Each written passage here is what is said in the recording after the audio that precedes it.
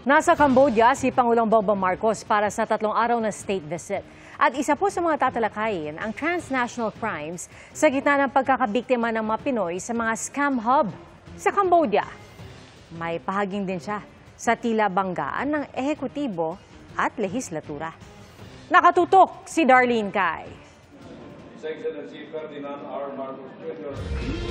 Thank you, Secretary Luke Bersamin, and all the members of the cabinet here. I hope lumamig na yung mga ulo ninyo. But I will have to just say that I perfectly understand why you are feeling a little unjustly beleaguered. Yan ang bungad ni Pangulong Bongbong Marcos sa kanyang pre-departure speech kaninang tanghali sa Villamor Air Base bago dumalo sa kanyang 3-day state visit sa Cambodia. Naglabas kagabi ng pahayag si Executive Secretary Lucas Bersamin tungkol sa mariing pagtutol ng gabinete sa umano'y tangkang paninisi ng House of Representatives sa ehekutibo sa mga isyu ng korupsyon at mga pagkukulang. Hindi nagbigay ng karagdagang pahayag ang mga miyembro ng gabinete na nasa pre-departure ng Pangulo. Ang state visit ng Pangulo na umalis kaninang 1:44 p.m. ay tugon sa imbitasyon ni His Majesty Norodom Sihamoni ng Cambodia.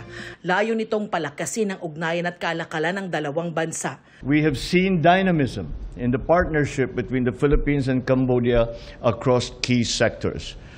These sectors include defense and security, trade, agriculture, heritage preservation, amongst others. Makikipagpulong ang Pangulo sa Pinoy at Cambodian business leaders. Tatalakayin din ang problema ng transnational crimes, lalo't isa ang Cambodia sa mga bansa sa Southeast Asia kung saan may mga nasasagip na Pilipino mula sa scam hubs. The Philippines has been a resolute partner of Cambodia in addressing both traditional and non-traditional security challenges confronting our region, such as transnational crimes. Habang nasa Cambodia ang Pangulo, itinalagang official caretakers ng bansa sina Bersamin, Justice Secretary Jesus Crispin Remulla at Agrarian Reform Secretary Conrado Estrella III. Para sa GMA Integrated News, Darlene Cai, nakatutok 24 oras.